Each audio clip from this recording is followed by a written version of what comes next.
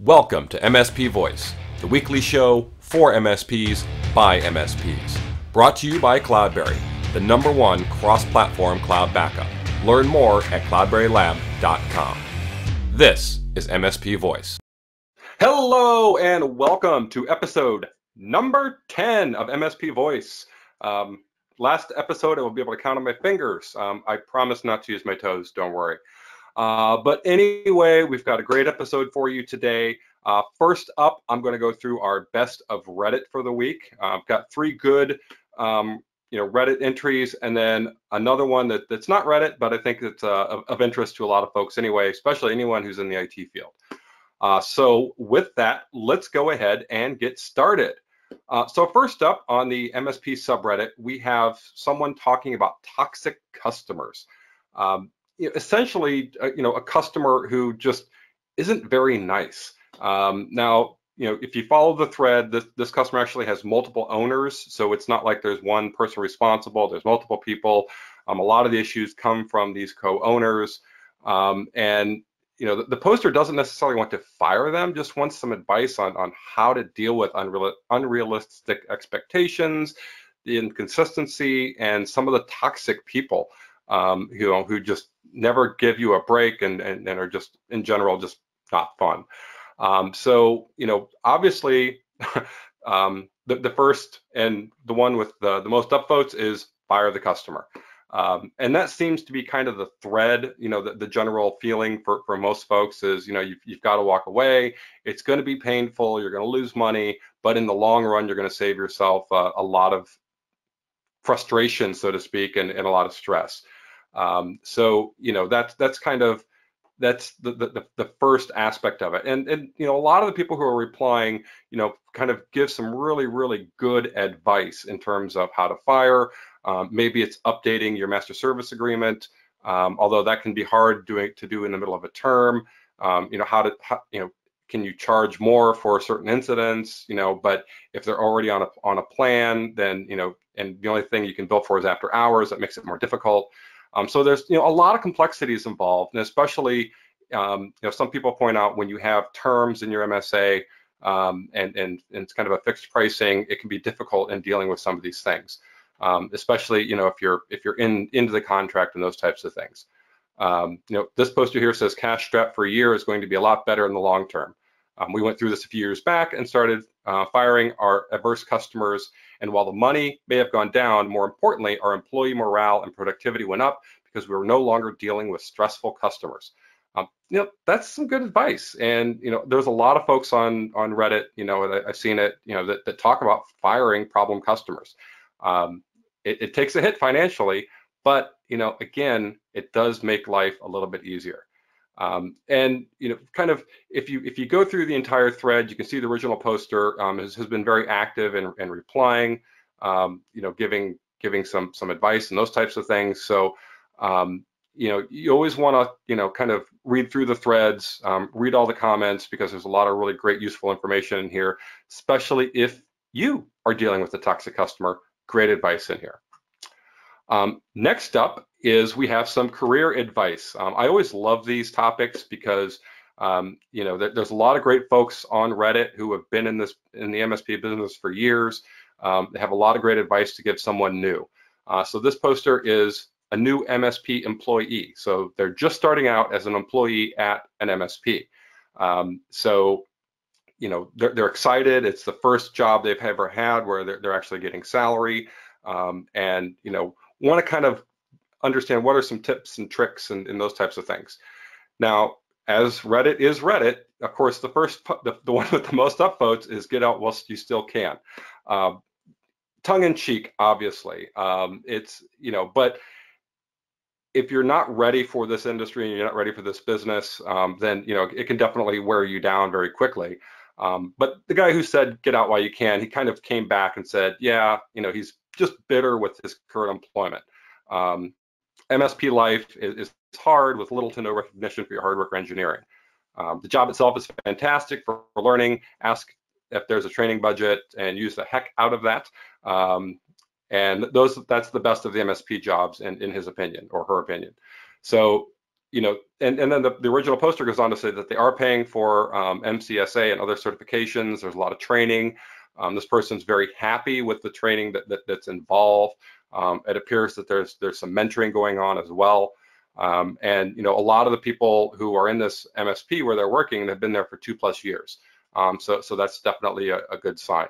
But from a career perspective, going to work for an MSP, you're going to learn a lot. It's kind of trial by fire, drinking from a fire hose, so to speak, because unless you're a specialist in one given area like networking or something like that, if you're kind of a generalist and you have to help customers out with any of their IT needs, you need to know a lot. So you need to train a lot. And I think that's one of the great things is you get to learn a lot about a lot of different things.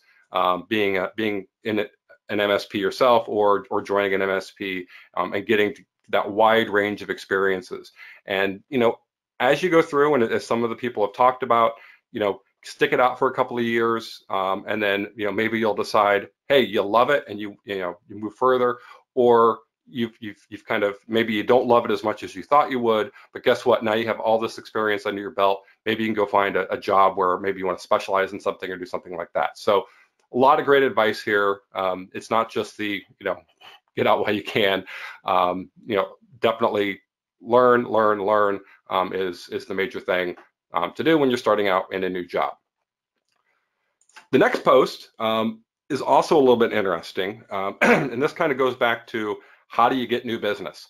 And this poster is asking about door-to-door sales, any advice or tactics. So this poster pretty much, I think, has realized that they want to do door-to-door sales. There's some bullet points here in terms of what the thoughts are about how to do this, in terms of getting new business. Now, going back to Reddit is Reddit. There's the one with the most up votes, because there's a lot of people saying don't do it, door-to-door sales is no good, blah blah blah. But the one with the most up votes here is honest advice. Ignore the naysayers. Sales is an outbound game. Marketing is inbound. So for sales to be effective, you need to catch them off guard and disrupt their day. Your primary objective is 1, finding out who the point of contact is. Don't go pitching to the receptionist. And 2, getting contact information and a warm handoff to the point of contact. So that's some great advice. As you think about, if you're out there supporting small businesses and those types of things, if they don't know you, they don't know you. And you can advertise all you want, but if you're not getting the right eyeballs on it, then what good is that necessarily?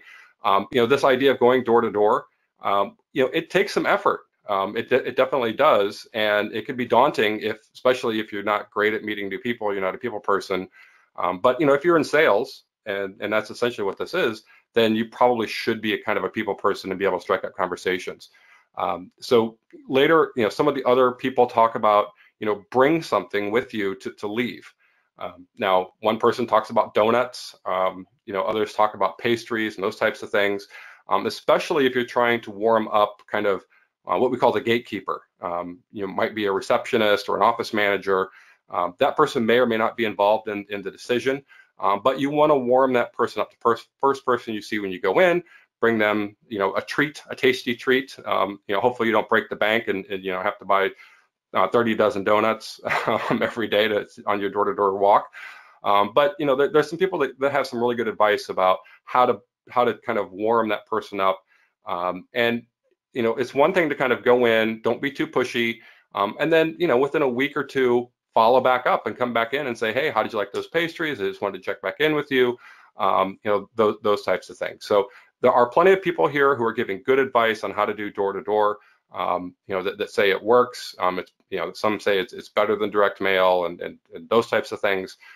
So take that with a grain of salt, because there's plenty of other folks that are say it's a waste of time.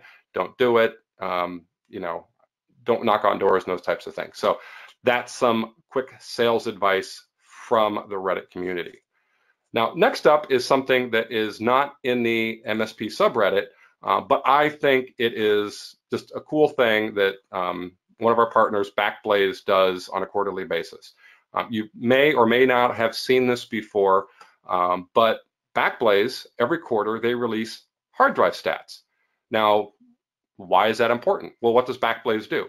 They provide cloud storage. So guess what? They have a ton of hard drives. And what they do is they inventory each one as they put it in. They've got the serial number, the model number, the make, all those types of things. And then they watch it, and as well as not, if it fails, obviously, but they also keep track of its of the data coming out of the smart system, so that they can compile all of this data to provide with really good stats for hard drives. Now, a lot of the hard drives that they use, they're multiple different manufacturers, so it's not all just one. So it's a good snapshot of different manufacturers and how they perform and those types of things. And then one of the things they do is they have this kind of annualized failure rate.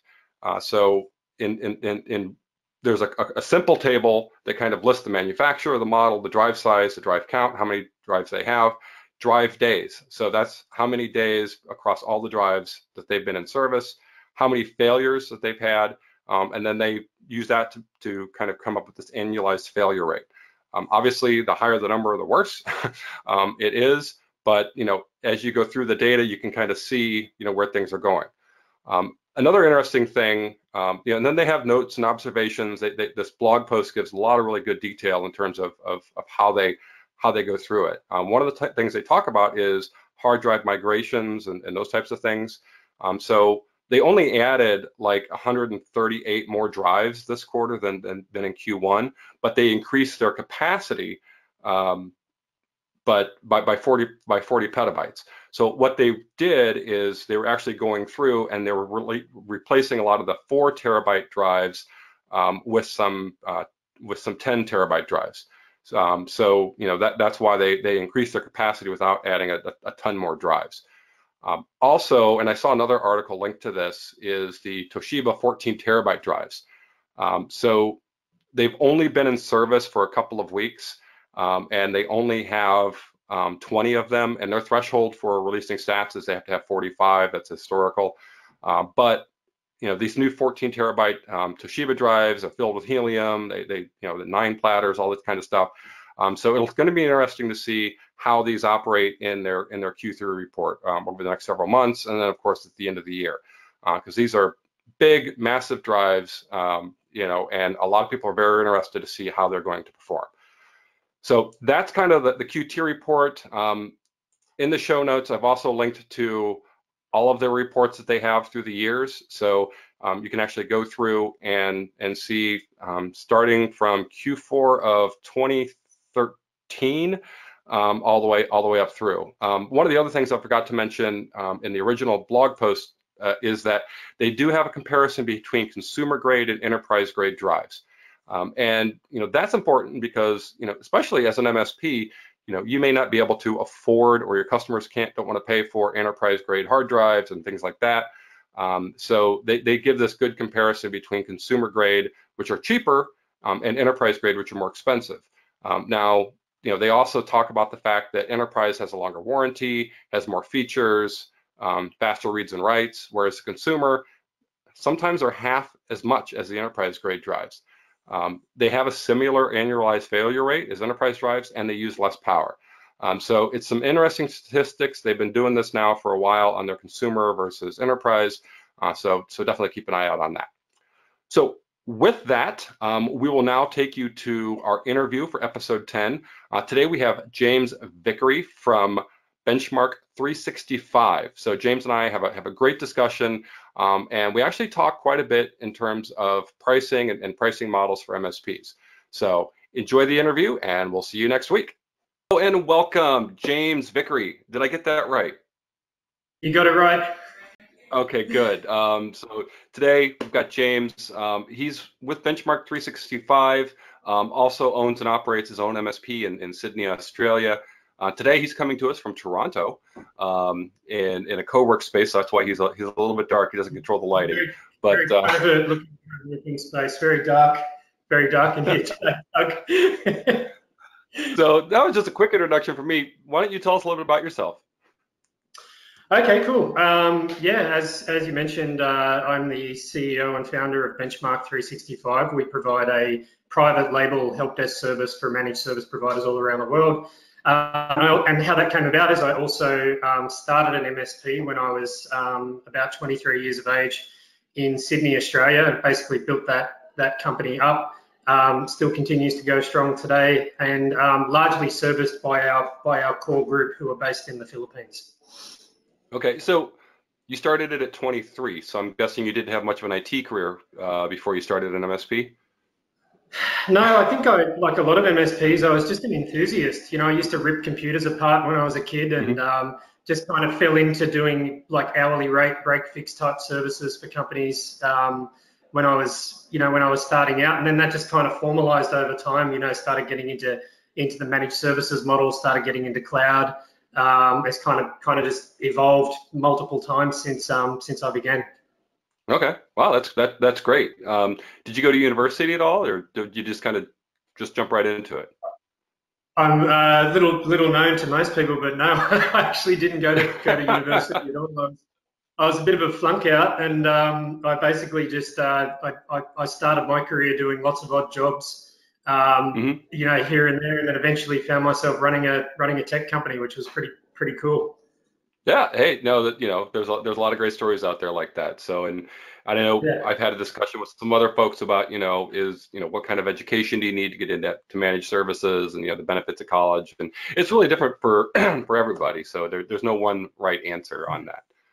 And I think it's a double-edged sword too. The barrier to entry is very low, which is great if you're looking to start out. It's not so great if you're a very established player and have higher cost structure than a lot of other MSP, a lot of new starting MSPs. Yeah, and part of managed services is about customer interaction, right? Customer service, so to speak. So you have to be good with people. First and foremost, and that's not something that's easily taught. No, 100% agree. So I know one of the things we wanted to talk about a little bit today was pricing and how managed service providers price their services. And I know there's a bunch of different models out there, and I know you have some opinions on it. There's like per user, per month. There's kind of a flat fee and some different things. So what do you feel is like an optimal pricing model for managed services? Yeah, this is always such a controversial thing, isn't it? It's probably the number one thing that pops up on Reddit. I know we just talked before the show about the MSP thread on Reddit. It's controversial in that everybody seems to have an opinion, but not every opinion is right about this topic. And not to oversimplify it, but I'd say the best pricing model is the one that's profitable, the one that's profitable and sustainable for your business. And I know that sounds overly simplified, but what we're seeing at the moment is a very aggressive push towards one size fits all pricing. So fixed fee pricing seems to be the thing that's obviously simple, feels easier to sell. Like it feels simpler to just say, okay, hey, we're $50 a seat. And go out and sell that, but it's the metrics underneath that rate that concerns me. So just asking someone how much do you charge per seat is not the right way to go about your pricing. You need to understand your unique environment, your unique cost structure, your client usage of your service, things like that are very important if you're going to adopt a fixed fee model. Yeah, I'm sure it also varies depending on what services you provide for that fixed fee. Right. I mean, do you provide? Is it security, backup? Break. I mean, all the different things that are included, because not everyone may include all those services in that flat fee. That's correct. Yeah, and one of the mistakes we made as an MSP is that we kept throwing everything, including the kitchen sink, into the deal, and it kind of evolved over time. So let's say you have a bad moment with a client. Maybe there was an outage, maybe there was something that didn't go as well as it should. And so all of a sudden, instead of upselling them to another product, you start throwing in a few little extras, like maybe you throw backup in, maybe you throw antivirus in, and one day you come back and you look at your margins and it's really not that stellar. So it's important to know, again, going back to my earlier point, it's really important to know what you're throwing in and how much that costs, and then how much labor this client is going to use of yours every month, so that you can keep a service profitable. That's the most important thing. Yeah, but what about setting pricing to maximize profit? I mean, is there a good formula? Is there kind of a way to do that optimally?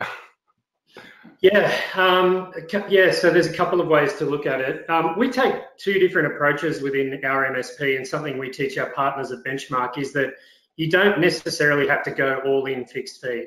Not every client wants it, not every client understands it, and sometimes the balance of infrastructure doesn't really warrant it at all, particularly if they're a purist cloud company that doesn't have any major line of business applications. They might be more appreciative of a model that's flexible. So including some sort of managed services, so some sort of monitoring, some sort of AV, some sort of backup solution would be fantastic.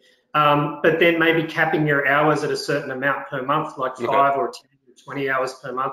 That way you're saying to the client, look, if your usage is high, we can sit down and we can talk about it. But if your usage is kind of within these ranges, then you know exactly what you're going to be spending with us each month. And we found that hybrid approach has done really well. In fact, we've sold a lot more of that than we've sold of MSP over the last few years. Okay, great. So I know we've talked about a couple of services, that the MSPs can offer.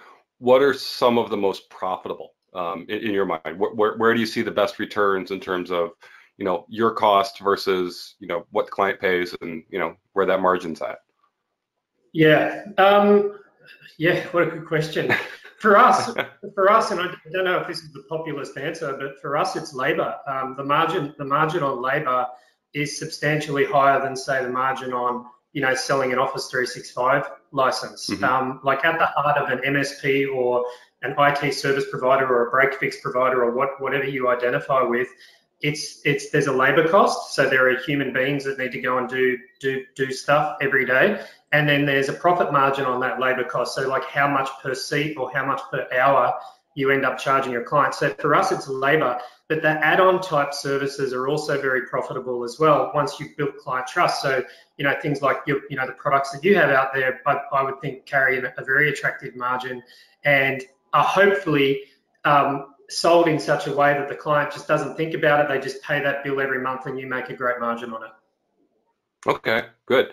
And so then, from a software perspective, I know you were talking about labor being profitable, but if you want to get your software margins up a little bit better, is it okay to negotiate with vendors to try to drive their price down to increase your profit? I probably, that's self-serving. I work for a software vendor, but I guess it's kind of one of those things that, do people always consider that, in terms of a way to increase your margin? Yeah, look, I think everybody loves a great deal, right? I think it's a sport. It's definitely a sport of MSPs to negotiate with vendors. So I definitely think that you should try to get the sharpest deal that you can with your client. Look, it's not just about your own interests. It's about having your client's interests at heart all the time. I think that if I could convey anything during this webinar today, it's that when you are negotiating, you're not just negotiating for the sake of it, you're negotiating because you're putting together a stack for your clients and you're looking for the most economical way to get these products into the client environment so that your customer says, great, this is an all-encompassing service, gives us everything that we need, and there's no surprises, there's no cost shock or sticker shock later on down the road. But yeah, absolutely, okay. I think you should negotiate with all your suppliers. 100%. Now, I noticed one of the things, because I've looked at other, I don't want to say master MSP. I don't know if that's where you put Benchmark365 in, but where all the MSPs sign up, but then everyone standardizes on the same software. So that way, from the NOC all the way down, everyone's using the same tools. Now, I noticed from your website that you don't require that. You say use whatever tools you're used to using. That doesn't matter. So, is that obviously it seems like it would raise your costs a little bit more because now you need to make sure that everyone is trained in all these different tools versus just kind of standardizing on a tool set for all of your partners. Gotcha. Yep.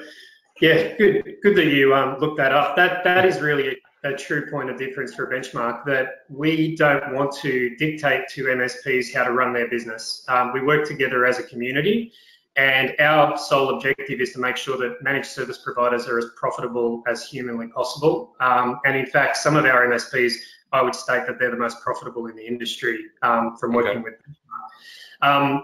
Why we don't dictate is that, you know, some of these MSPs come to us with some brilliant product stacks, like some brilliant approaches.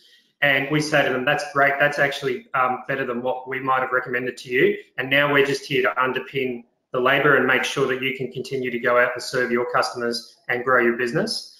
That's a key difference. But where you say that it gets complicated, we found that really the market isn't, the number of products available isn't that vast. Like the average MS falls into a particular category of using perhaps your range of products, perhaps running ConnectWise, perhaps running AutoTask. We're not seeing like 50,000 different options for MSPs out there, so it's not as unmanageable as you might think it is. Yeah. Okay, well that's good. Anything else on any tips, tricks on pricing that you want to give? Yeah. Okay. What about a sales trick for pricing that I'll share with the audience? So you've got two offers two approaches that we've just discussed. One is fully managed, and the other one is this hybrid approach, which we would call an on-demand service. It's on demand because we're just as available, but we cap the number of hours, we cap the amount of labor that we work with a client. So if you were to ask a client where would they like to go, they obviously want to go with the most economical option, right? Like no one's volunteering to pay more. What they're volunteering for is the lowest price point for the highest quality that they can get from you. So we often will explain to clients, look, these are our price points, but why don't we talk a little bit about how much you're likely to use our service? And we have found consistently the companies with very low infrastructure, so minimum number of servers, minimum number of line of business applications, minimum number of everything, tend to sit around 30 minutes per user per month of support. That's a reality. They tend to sit around the 30-minute mark. Companies that have pain in the butt users with lots of servers, lots of line of business applications, lots of complexity, multiple offices, multiple networks, and so on, tend to sit more at the hour and a half per user, 90 minutes per user. Now I'm averaging, so don't don't hold me to a minute. But by explaining that dimension to your client, you can then come up with a price point with them. So what do you think the client will say? They say, oh, we're on the 30-minute end of things, right? We're not on the 90-minute end of things. You say, great. So if you look at our hybrid approach, or you look at our fixed fee approach, that will bring you to a dollar amount of X based on an hourly rate. So an hourly rate might be market rates sit between sort of 120 to 180. You need to decide based on your region where you are. But if you're about 180 is your desired effective hourly rate, then your per user rate is probably about $90, right?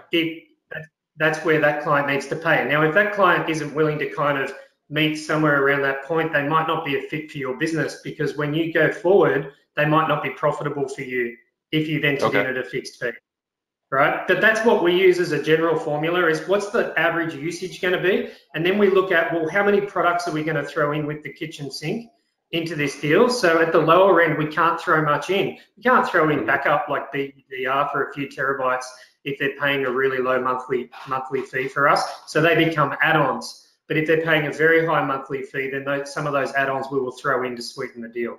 Okay, that makes sense. So, and as you said, your highest profit margins on labor. So, yeah, you know, when you get those higher price points, then you know that's more where the labor comes in. So throwing in some software, some additional services, doesn't hurt your profit too bad. Yeah, we try to look at, well, what is the pain point for the customer?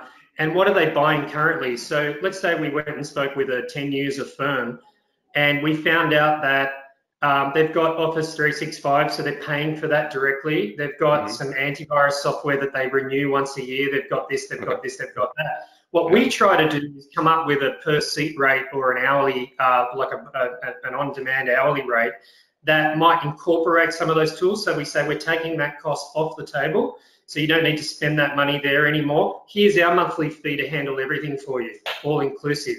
So it's about kind of looking for that, but that throwing in Office 365 might not float someone's boat. So you got to look for you got to kind of be dynamic, I feel, when you're putting a deal together, knowing full well that the biggest part of the platform, the biggest part of the sell is your labor, your time. It's great that you can get $1,000 a month deal, but if they're going to utilize you for 20, 30, 40 hours a month, it's not a good deal. It's never going to be a good deal at all. So that's the important thing to look at, I feel. Cool. So great information on pricing. Thank you. I think our listeners are really going to enjoy that. But, you know, if someone's just getting started out in managed services, maybe they have an IT job today and they're like, you know, I'm sick of working for the man. I'm going to go out and do this on my own. What kind of advice do you have for someone just getting started? Yeah, so much. How long is this webinar, Doug? I've got lots of advice for starting out. Well, number one is you've got a huge competitive advantage. So my advice for you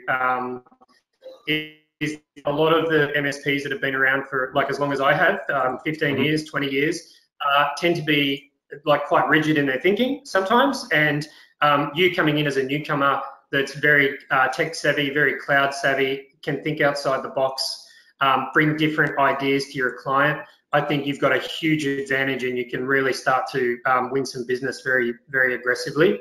But my second piece of advice is to truly understand the cost of what you're doing moving forward, because it is so hard if you underprice your service now and later when you're overwhelmed and you need staff to help you, it's really, really hard to make that pivot because you were working for kind of like what was an acceptable margin while you were doing the work. It's not going to be an acceptable margin when you hire a guy for 60 grand or 70 grand or 80 grand to do the work for you. So get your pricing right and be vigilant. And the second thing is on that same point is get as much as humanly possible, get paid in advance for your service, because chasing money from one or two companies is fine. Chasing money from 50 different companies or more when you've been going for 5 years is a nightmare. And most of the conversations we have with our partners today is unraveling the freebies and unraveling the accounts receivable, which is usually substantial for an MSP. Okay. So that being said, what's the best part about being in managed services, about being an MSP? Yeah, I think the best part is companies still don't understand it. So it's of all the service industries that are out there, like look at I spend a lot of time because we're obviously involved in offshoring, and we see the exodus of roles from certain countries like Australia and North America to places like India and Southeast Asia. And I've been monitoring this for several years and been part of, you know, a lot of this change that's going on in the world. And what we see is that bookkeepers, respectable bookkeeping services that used to charge $50 or $60 an hour, are now down to $8 an hour, right? We see accounting firms, accounting firms that have grown to like these, you know, like 3 partners at the top and a nice tier of accountants below, and now just 3 partners, and because they're outsourcing and they can't afford and sustain the staffing anymore because people are getting their tax returns done online for $20 kind of thing. Yeah. So we're seeing this like major shift in service industries, but MSPs still have an edge because companies still don't understand it, and they still don't know how to navigate things like networking, which is quite complex, and they don't know how to navigate things like cybersecurity, which is very complex and very scary to a business that's trying to protect its money and protect its intellectual property. So I think we've got this great advantage as MSPs that we can still sustain our margins. And naturally, if you can reduce some of your labor cost as well, which is often the biggest cost in a business, then you've got an enormous profitability advantage. Okay, yeah, as long as those things don't get commoditized, I guess we'll be okay, right? Yeah, I think MSPs have proven to be good at productizing, have proven to be good at repackaging what they do. So now I think if you're leading on the front foot with virtual CIO services, I think that's attractive to maybe not the micro businesses, but to the mid-sized businesses. I think it's a very attractive offering. I think cybersecurity is an attractive offering if you can dumb it down. You know, like when we talked before about bundling the value into your packages, lead with cybersecurity and add, you know, single sign-on. For example, add BUDR backup solutions and say, look, if you have a cybersecurity incident, we're going to have you back online in X, and that's all part of our MSSP service. I think that's really attractive and will continue to carry a margin for the foreseeable future. Password changes, I'm not so sure, right? Setting up a user in Office 365, I'm not so sure, and that's where that's why Benchmark was started, to try to reduce the cost of delivering those aspects. Okay, so that's some of the best part. What about the worst part about being in managed services? Because the other side of the coin, because companies don't understand it, they don't always want to pay for it. And I think that a lot of MSPs really struggle with sales. It's why we've launched our own peer groups and sales training in Benchmark, because whilst we can deliver the services, if you can't go out and sell them, that's a whole other challenge for an MSP. So I think that clients always feel a bit suspicious. You know, why do I have to buy this new upgrade for the server? Why do I need to upgrade my cloud plan? Why am I storing so much data that needs to be backed up? If you're not able to build enough trust in the relationship, clients will go shopping, and they will see it as a commodity. So I think that makes it really hard to be an MSP if you're not really honing in on your sales skills. Yeah. Okay. Great. So technology. What are some of the technologies you're most excited about today, whether it's MSP related or not? I'm very excited about anything that gives you up-to-date information about your business. So, like we know in our space, there's a ton of business intelligence type platforms that plug into your PSA or plug into your RMM tool. I really love that stuff. Like, I love to be able to like pull up my phone or pull up a dashboard and say, I know that, you know, all tickets have been handled today, the customer satisfaction scores at X, time entries are done, money's in the bank, whatever it is. Like, I just love that ability to be able to make flash decisions. I really like that.